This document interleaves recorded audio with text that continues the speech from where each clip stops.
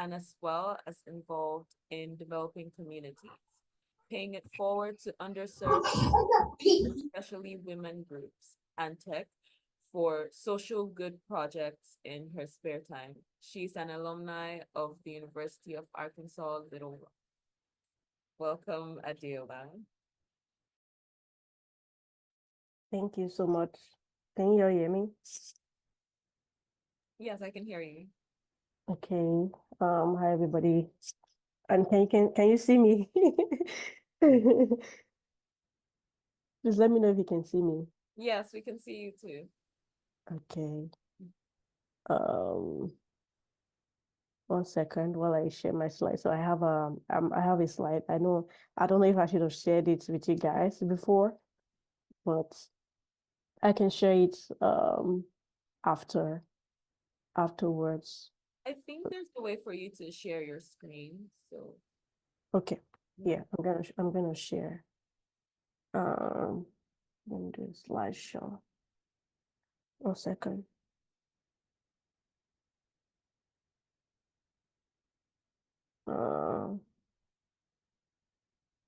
If my laptop is hanging on. Okay, let me just.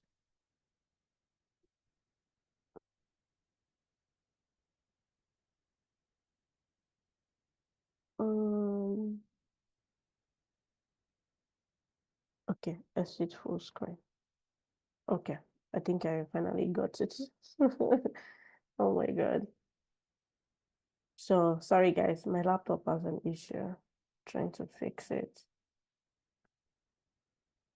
Okay. Now let me share my screen first.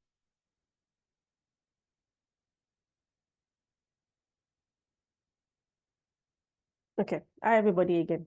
Sorry for taking your time. So thank you, Lily, and all the organizers for having me. It's a pleasure. At any point, if you can hear me, please let me know. So let me see if I can share my screen now.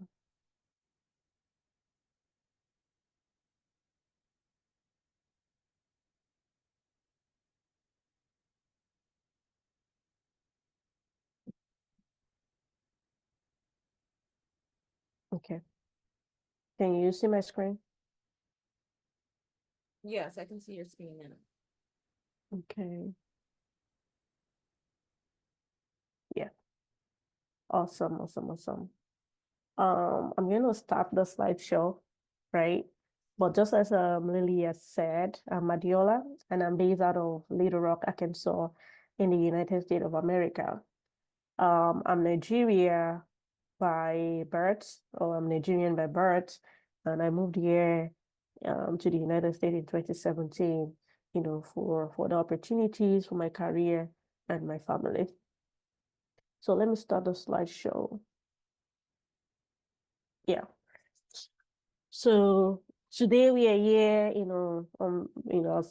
with SWIS Africa as our host to talk about women in STEM challenges, opportunities, and mentorship. So I just have a couple of slides to just share what my journey has been, officially like during transitioning from a earlier career that I was undergoing back in Nigeria and moving into the tech industry, and how my journey, our mentorship has shaped that journey and some of the challenges and opportunities that were embedded in a way, even as I went through all of that journey. So, okay, let me just put this here. So I'll start off with a quote that says that if you cannot see where you're going, ask someone who has been there. This is by J. Lauren Norris. And this particular quote is something that's like an anchor that has helped throughout my journey, from one level to the other. If you cannot see where you're going, ask someone who has been there before. And the other side to this quote is that you need to know who you are asking. That means that person has walked the talk, they know where they are going, they have a level of self-awareness that they can give what they have. Because there's also another quote that I like that says, if you can't give what you don't have, So as a woman in STEM, if you're looking for mentorship opportunities, you need to go to the person. You need to know who you're asking, right? You need to know that they know where they are going because they cannot give what they don't have. They have to have been there before.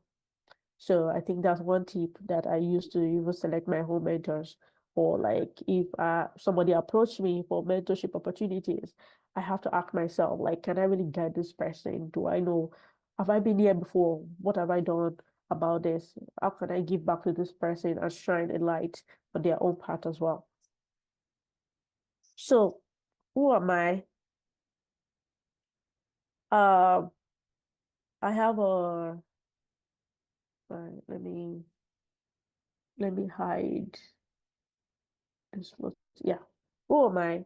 So I I will start from my background, like my educational background. I have a BSc in statistics back in Nigeria and a master's in information science at the University of Arkansas at Little Rock. And just like some of the speakers have said, back in Nigeria, I wanted to study engineering. I was really, really enthusiastic about physics, maths back in high school. And I found myself like, how can I utilize all of this passion, all of this knowledge that I am gaining, and I found out about engineering.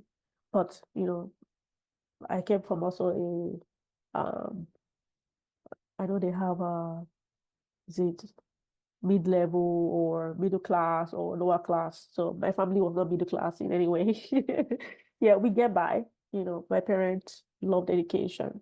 So they did everything they could to send myself and my siblings to school. So when I said I wanted to study engineering, as Nigeria will do when you apply to different schools, they just look at you and just put you in anything that they like, right? I had very high JAMB scores, I think in the 250s, to actually get into an engineering degree program. But along the line, when the admission results will come out, I found myself in statistics. And I've never thought about statistics before.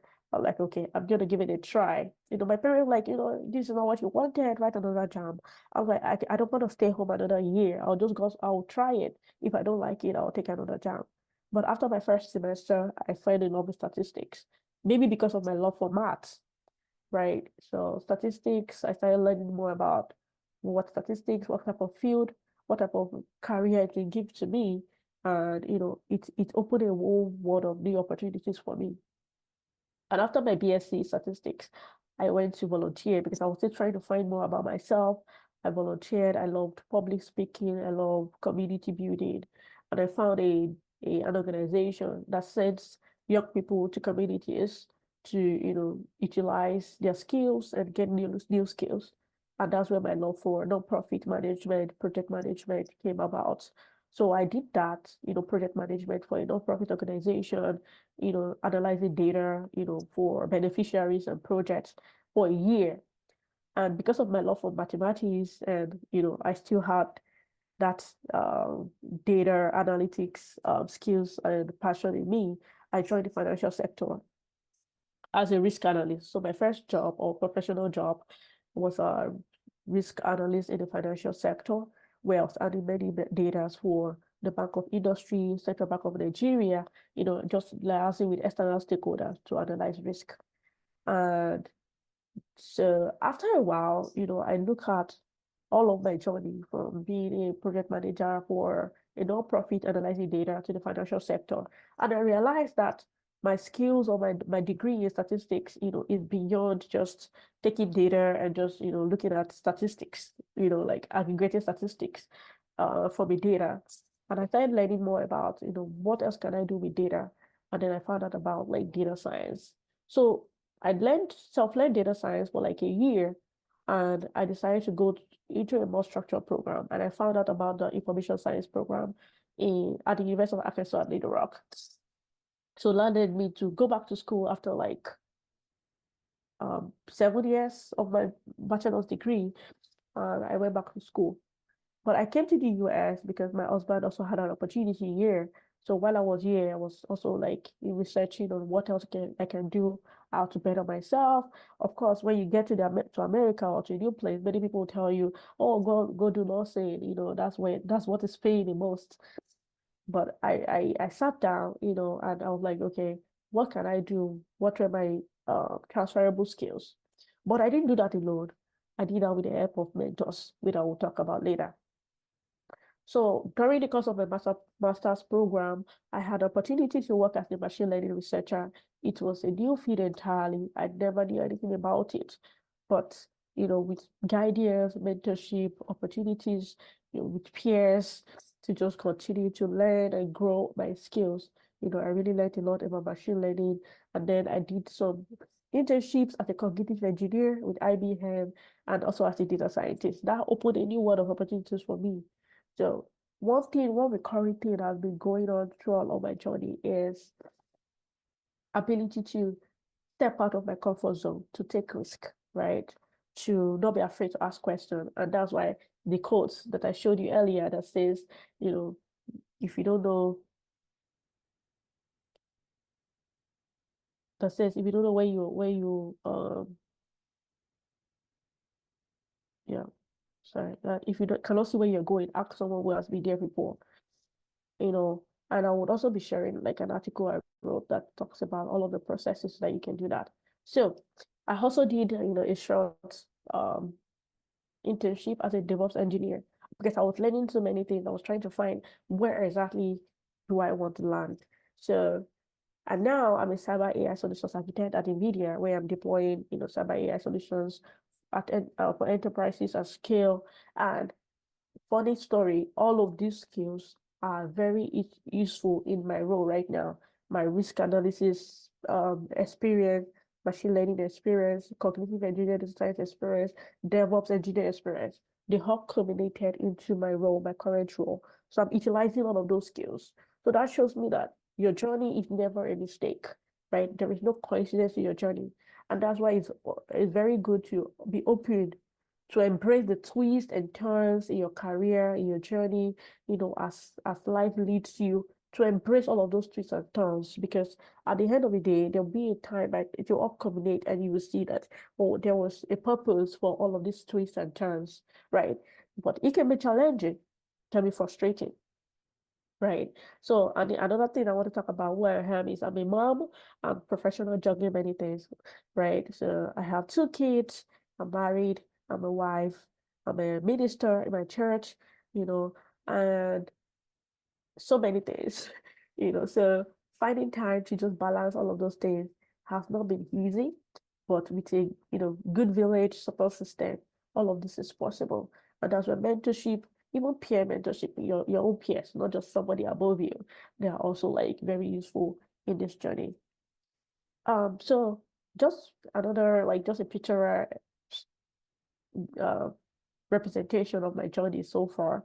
So down below was when I started my master's program at the University of Arkansas, Little Rock. It was a dream come true for me because I set a goal. And in that year that I mentioned, that I stated I'm going to start it. So anytime I see that picture, it always brings back great memories and, nostalgia of memories. To the right of that picture was my first internship with IBM as a data scientist and computing engineer, right? And it was amazing because my goal was to break into the data science space, and it took a lot of steps to get there. On top of that is, my conference, in-person conference with my company right now, where I was a speaker talking about cybersecurity and how you can protect your enterprise. It was also a milestone for me. On top of that, depicts, the work I do as a sports and development specialist and a sport development specialist. So yeah, I was at the UN advocating for good health and well-being and how programming can help communities, organizations, and stakeholders to achieve the sustainable development goals. I don't know if you see that picture, but that was the first time I visited the headquarters at NVIDIA, and I'm like, what? Like, this is a dream. What am I doing here? A girl from a low-income family in Nigeria at one of the top companies in America, So, and I'm saying that if you can dream it, you can see all of your goals, all of your dreams come to life in front of you. and I'll get my journey is just a pictorial representation of that. So now, before I share this slide, um, what and who is a mentor? So, like, can you just comment in the chat and tell me, like, what is that thing when you think about a mentor? Like, what do you envisage? Like, just one word. Is somebody like monitoring the chat to help us see what people are saying?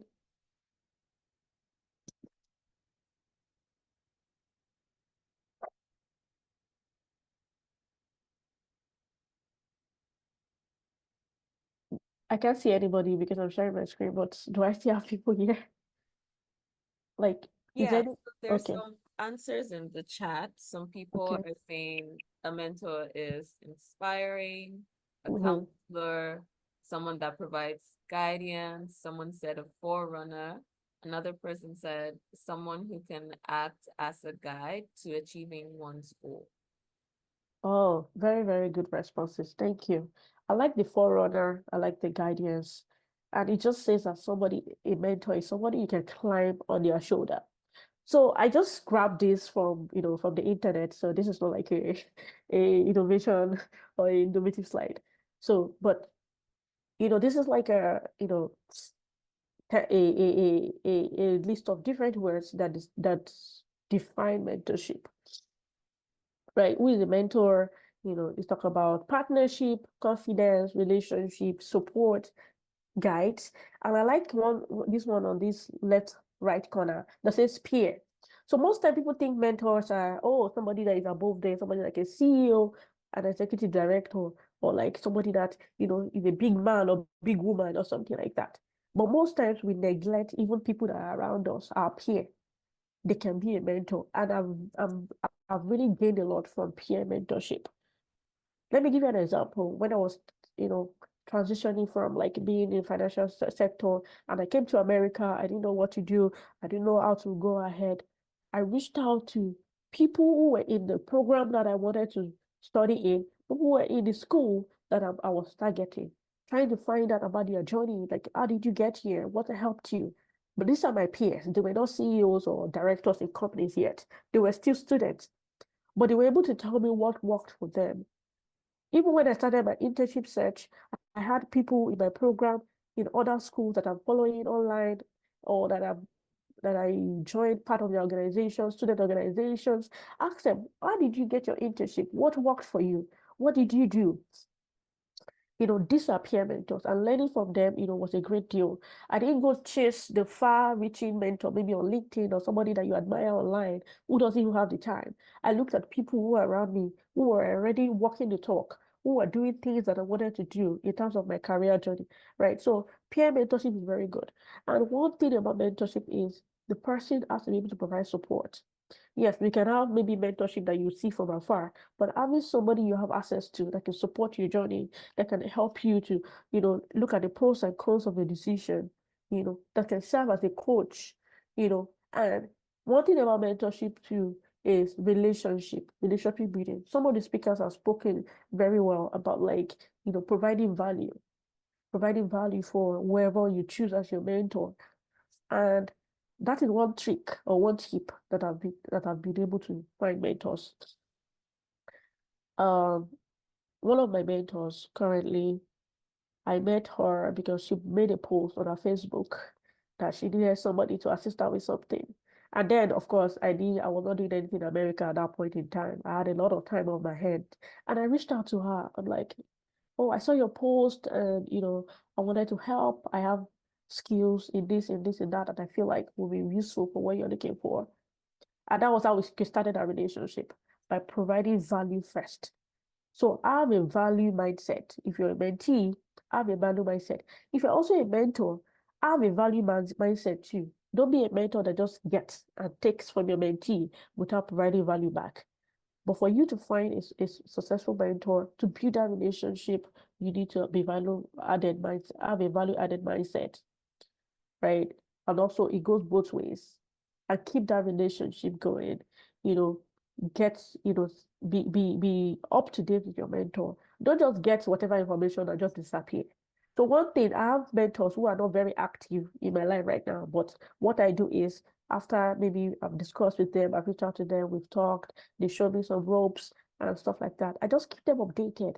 Oh, like maybe after 3 months, like, oh, I based on what we discussed last time, I implemented it and this is the result. Or like I tried to implement it, I had a challenge, but I'm going to leave it for now and focusing on something else. It just keep them present. And then in a mentorship, you also need to be satisfied. Have a mentorship goal. What do you want to get from this? And evaluate after a while. Are you getting anything and you getting something from both sides? And that's why goal setting in mentorship is very important. Like, what do we want to get from this partnership, both the mentor and the mentee? If you're not getting it, it's very okay to dissolve that partnership, right? Because it's not working out.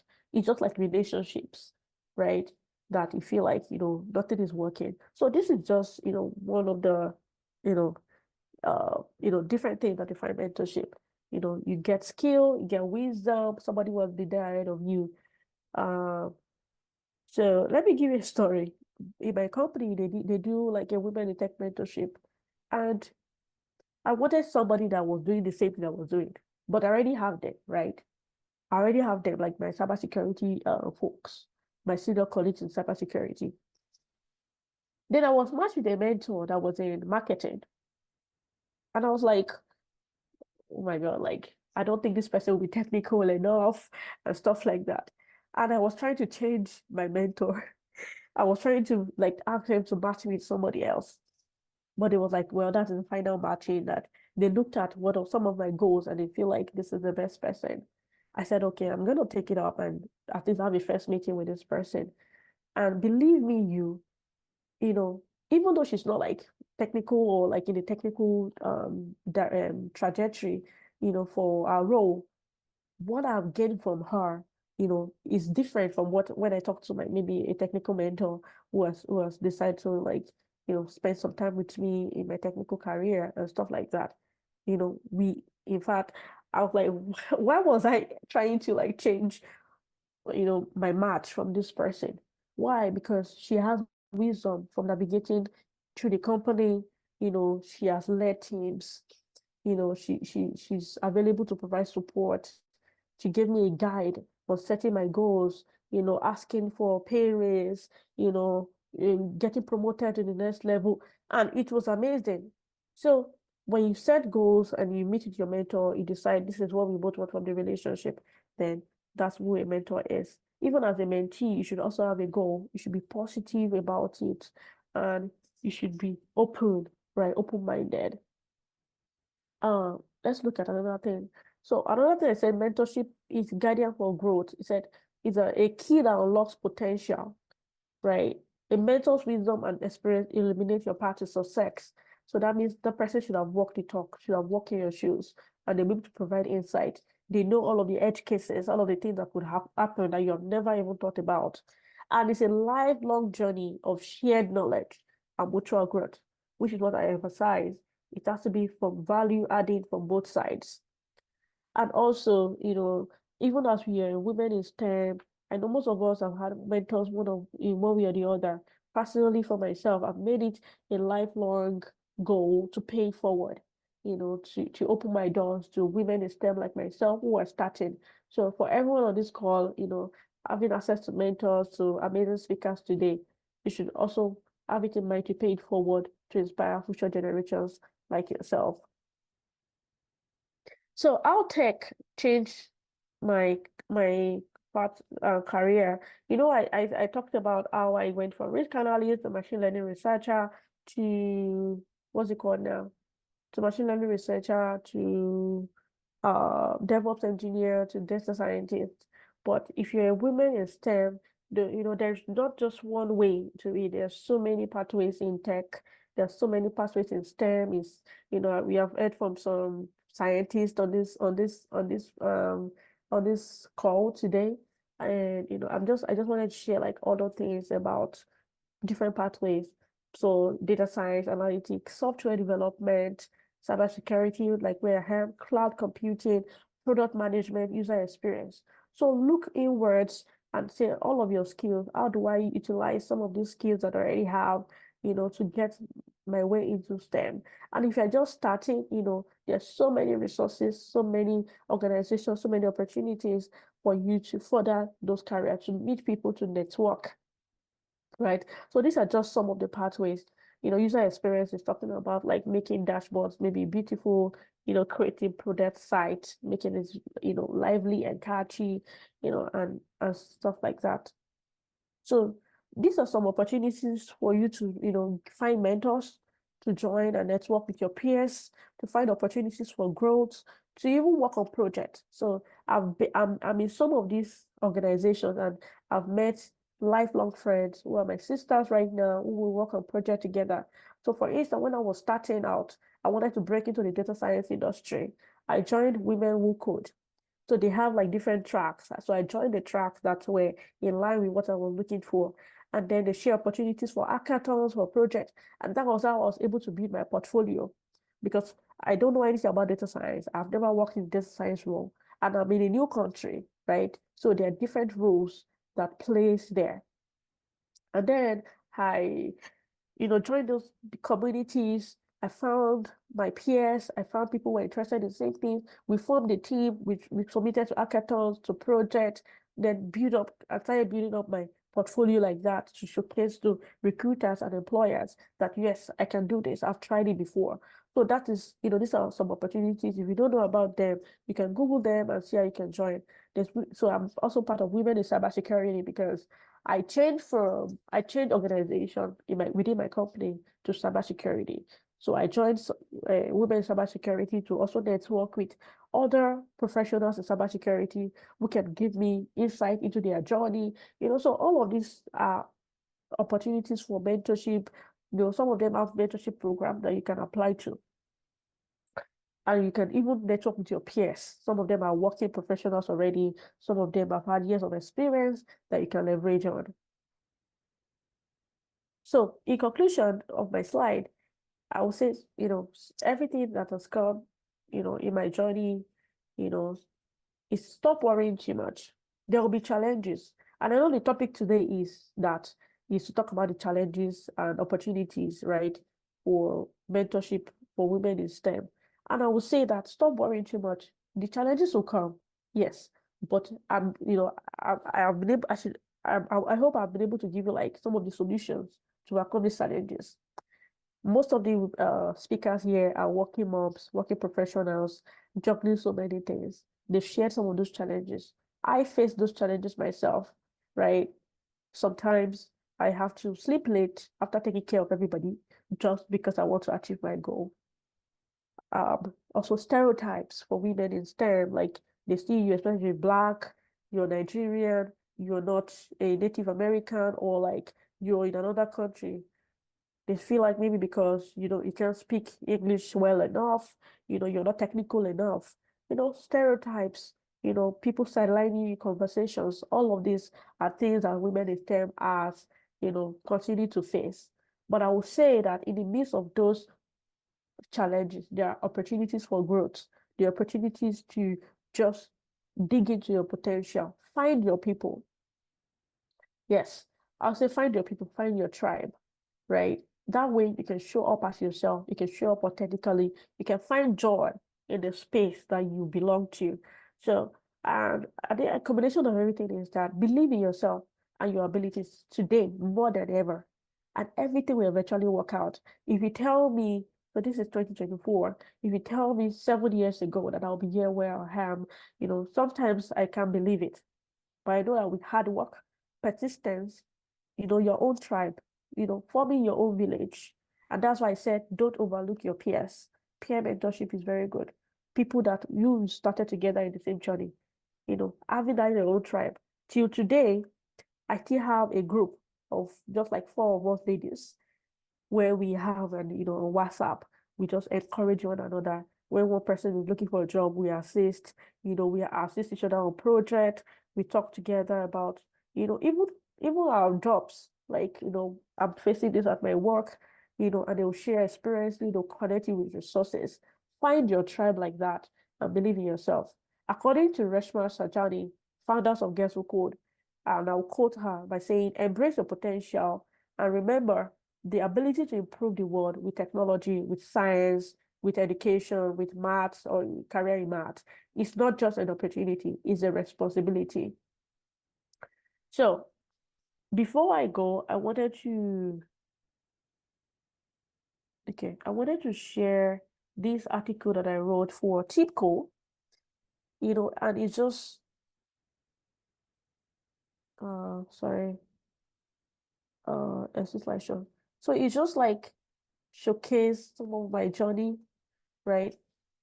And it's on Medium. I'm going to share this slide, but it talks about, you know, my career, my motivation to move to the US, how I cracked a data scientist position, But one thing I want to point out is like, say what are the top strategies that work for you to secure an internship? But this can also be applied to anything. Either you're seeking a mentor, either you're navigating a STEM career, you don't know what to start, you're stuck in between. These are some of the tips, right? By researching, by starting early, by knowing what you want, I started with industry research and career mapping, right? Then what industry I want to work with, how does my current skills match the industry I'm considering? Do I have soft skills or technical skills that are transferable, right? And these are some of the things I just said. I said I joined student groups, online and offline, like rewriting the code, Women We Code, there's the Society of Black Engineers, Society of Women Engineers. They are all great places to find opportunities for mentorship, to upskill, to determine where you want to go in your next step. And then I thought upskill, upskill, upskill. There's never like nobody, if you want to grow in your STEM career, if you want to navigate the challenges, if you want to break stereotypes, you need to upskill, right? Most times, even and I've experienced that, even as a graduate student, I've experienced that, especially when I was just starting out. We have people who are already like maybe PhD student or who have worked in the field before coming back. And they're like, oh, what do you know? Like, oh, they look at you like you don't know anything. But I usually tell the women in my community or people that have an opportunity to talk to, come with data. Be armed with data, be armed with the what's it called? Be armed with information, right? Show workings, as my Nigerian slang would say, show workings. And how you can show workings, how you can show that yes, you're more than just your gender. All right, you're not just a diversity token or a token just to fill the gap, just to round up the team. Is by upskilling, right? By upskilling, you can secure competitive roles with that upskill, and show that yes, and prove you don't even have to prove to anybody, but like the more you upskill, the more your expertise shine through. They know that okay, she knows what she's talking about, she has the skill, and that would not happen if you don't upskill. Another way to that is LinkedIn. Anybody that asks you, I don't spend a lot of time LinkedIn nowadays anymore though, but you know, I can't stress this enough. Reach out to people on LinkedIn who are on the current track you want to be in. Ask questions and don't be afraid of rejections, right? Those are part of the challenges. Some people will ignore you.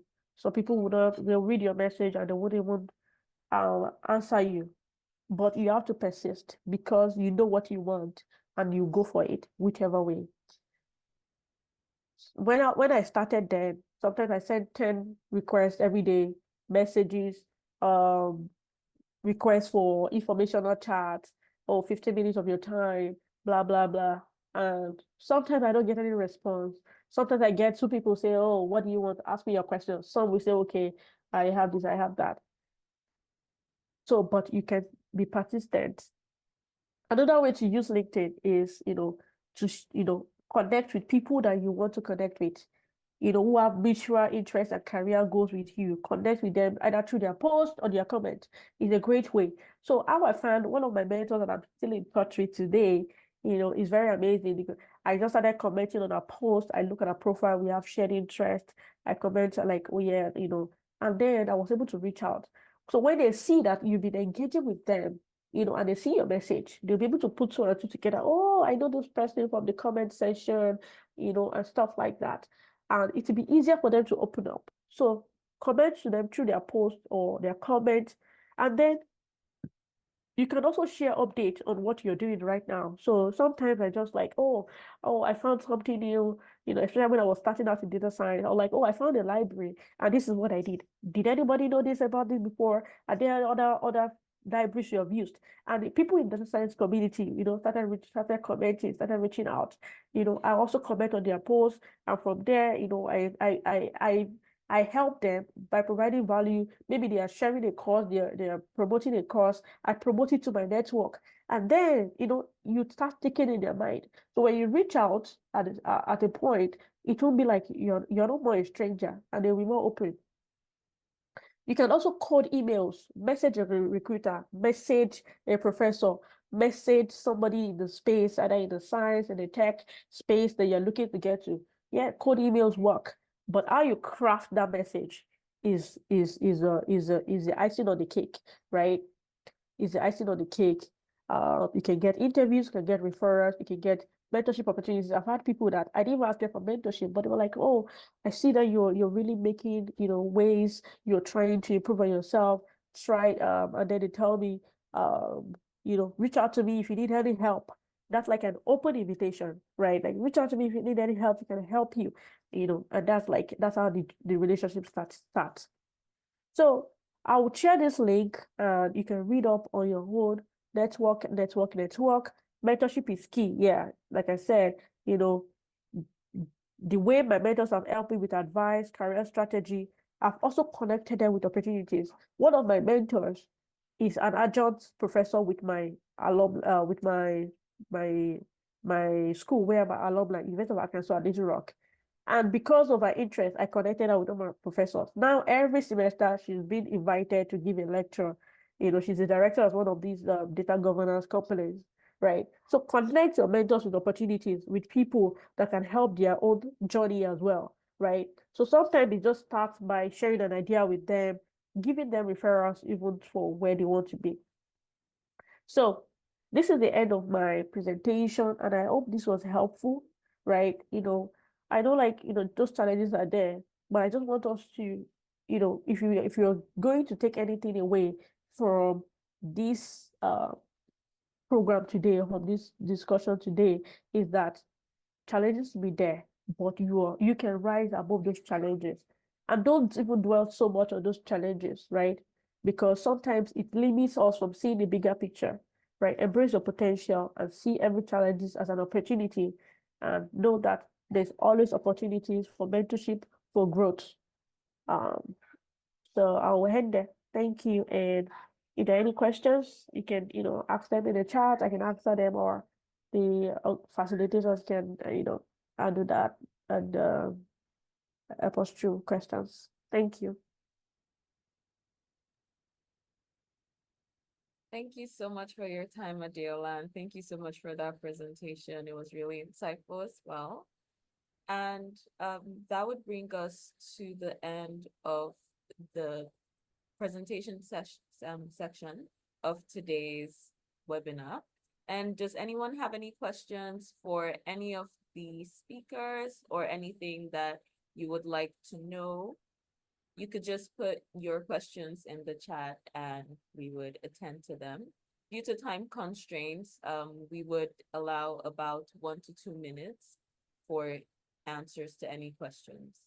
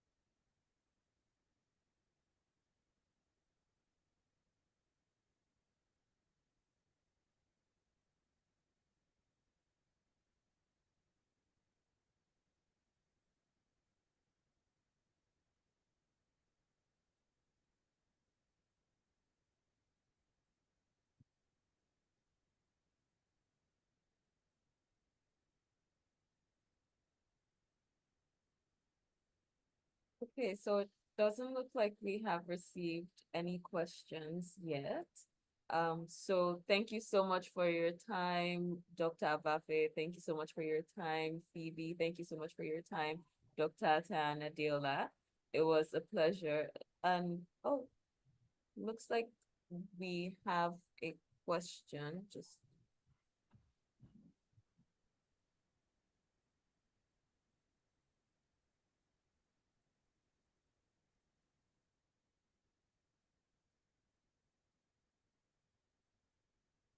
okay, so the question is, sometimes I tend to have interest in different fields, and I want to know if it's wrong, and if yes, what should I do? Because the more I read and get exposed to different things, I tend to develop interest in them.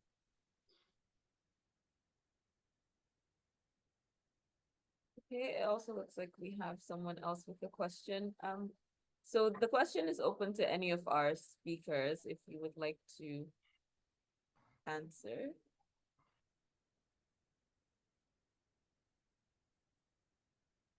So I think I can definitely like try out on that one, and the other speaker can pitch in as well. So if you are trying, if you're getting excited about different topics, I don't think it's a crime to get excited, get involved in at least get a knowledge of as many things as possible.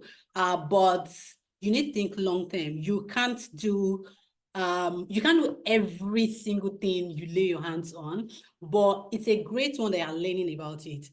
And by the time you try to get involved in these different things, you're going to find out the one you actually want to do long term, while you keep learning and just keep your interest in the other ones along the line as well. That's what I think. I think the other speakers can add to that.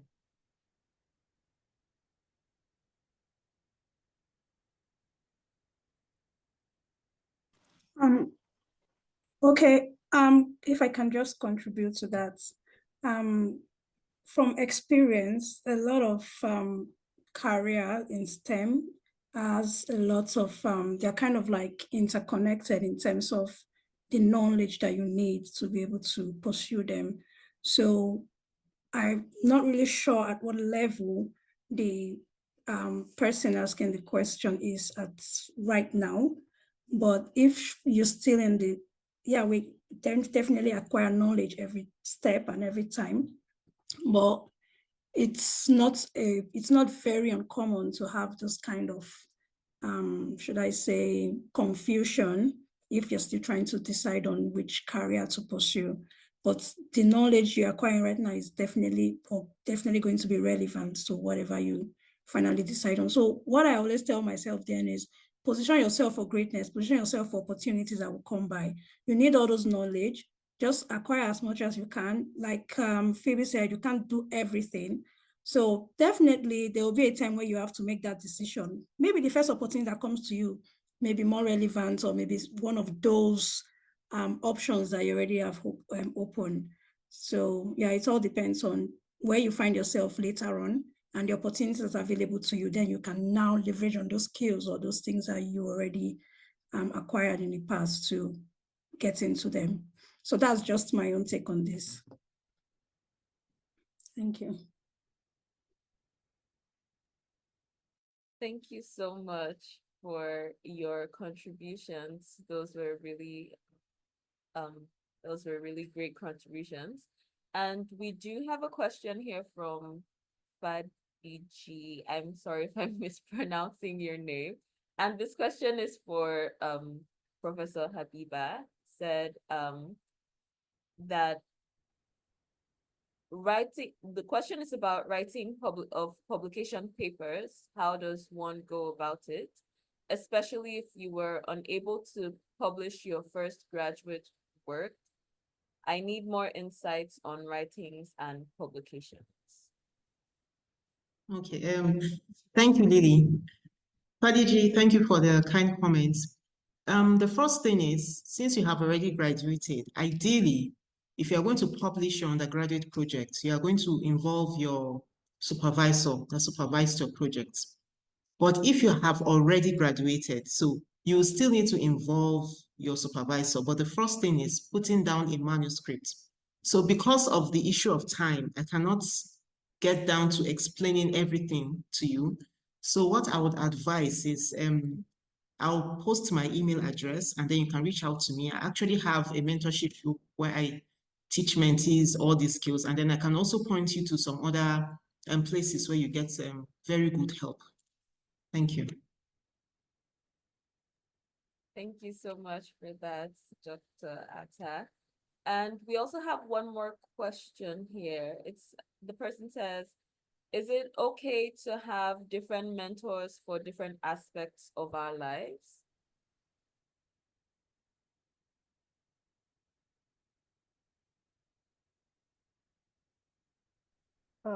I can answer that briefly.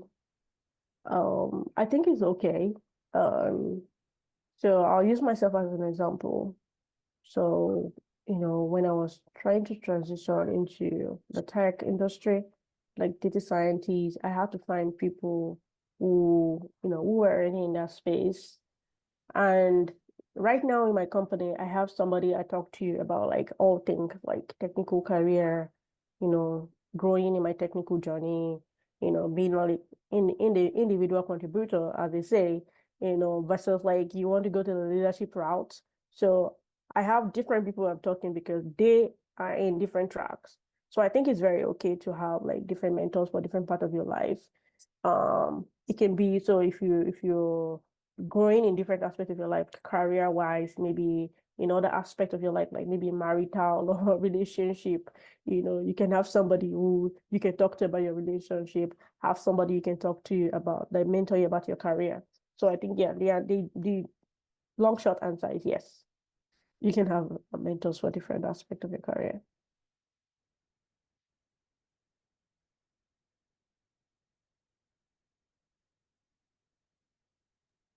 Thank you so much, Adeola. And does anyone else want to add anything to that answer? Okay. Okay. All right. So that would officially bring us to the end of today's webinar. Thank you very much. I would just be inviting Abosede to make some closing remarks. Thank you so much for your time today and for everyone who joined us well. Thank you, Lily. And a big thank you to all our speakers from Dr. Najite, Phoebe, Dr. Biba, and Adeola. Thank you so much. And also would like to give a big shout out to Samuel. He's the brain behind all of this, Samuel Ogunshola. Thank you for everything. Yeah. So to everyone who has been a part of this event, thank you for participating, and be on the outlook for emails from us. We also have interview sessions, where we have these amazing women come talk to us, share their experiences and all of that extensively. So be on the outlook for that. And also we share opportunities, scholarship opportunities, different opportunities in our email when we send out emails. So be on the outlook for those also. And again, thank you everyone. I think that's it for today. Have a great rest of your weekend.